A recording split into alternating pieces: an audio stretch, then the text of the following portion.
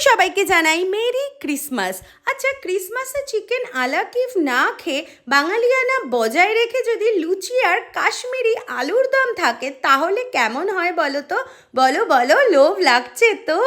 ব্রেকফাস্টটা তো পুরো জমে গেছিল আজকের। তারপর দেখি আমার বুড়ো সান্তা আমাদের জন্য কী নিয়ে এসেছে। মিও আমরের একটা অথেন্টিক ফ্রুট কেক ছিল, যেটা কিন্তু ভীষণ ইয়াম্মি ছিল।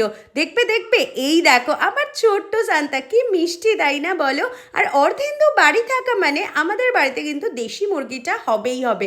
আর মেদিনীপুরের দেশি মুরগিটার কিন্তু স্বাদটাই আলাদা, ভীষণ ভালো খেতে। তারপর আমরা চলে গেছিলাম সিটি সেন্টারের SVF সিনেমায় খাদান দেখতে। তোমরা সবাই জানো 25th তো দেবের বার্থডে, তো ওই দিনটাই আমরা এই মুভিটা দেখার জন্য বেছে নিয়েছিলাম।